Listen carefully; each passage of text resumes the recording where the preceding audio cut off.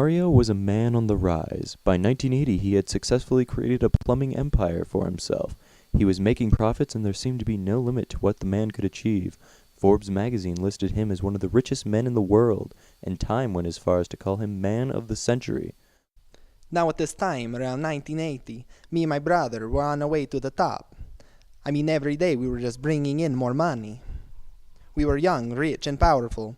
I mean, what more could two young businessmen ask for? By 1985, it all came crashing down. Then we basically hit a standstill.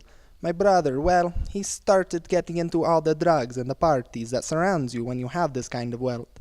I mean, can you really blame him? Mario would face what would become a lifelong drug addiction that still affects him to this day, a mushroom addiction. One day I get this call, it's from my friend. He tells me Mario's out of control. I ask what's going on. And he tells me Mario's trying to break down buildings for coins. He's exclaiming, I'm rich, I'm rich. And it just kept going on from there. The next day I get another call and it's Mario again. He's in the middle of the park and he's terrified of some plant. I mean, he's just out of control, screaming and causing a commotion. And I just didn't know what to do.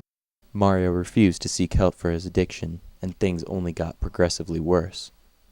One day I was making my rounds, getting my donuts and coffee. It's about the middle of the day, and I get this call about a man. He's claiming that there are these turtles. Right, I know it sounds crazy, but he's screaming that they're everywhere, running around the streets. I get to the scene, and it's just a bloody mess. And there he is, Mario, jumping on top of ordinary citizens. And Mario's convinced that they're all turtles. For some reason, he feels need to die. This addiction not only ruined Mario's career, but began taking a toll on his personal life. Mario and his longtime girlfriend Peach split up because of the drug use. After that, Mario's addiction only got worse. He would even go out on mushroom trips looking for Peach, as if they were still together. I was just sitting at home watching TV when he busted down the door, raving about a princess and jumping around all over the place. I didn't know what to do, but I managed to tell him that his princess wasn't there, and then for some reason he calmed down and just walked out like nothing happened. 6 similar incidents occurred before Mario finally found Peach at her father's house. Our relationship had been over for some time, but Mario consistently kept chasing after me. It got so bad I had to file a restraining order.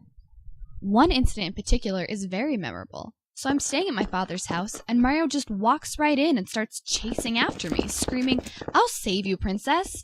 Then my father comes into the picture. He grabs his gun and just starts unloading on him.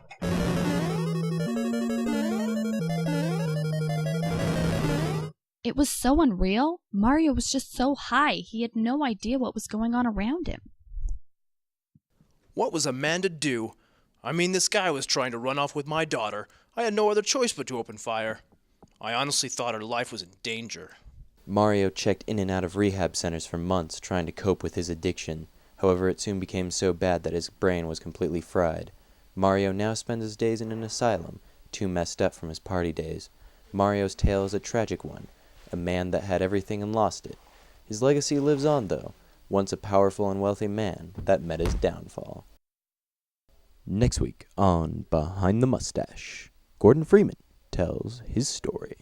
Well, really it wasn't too long after my debut in Half-Life that the G-Man and I started our affair.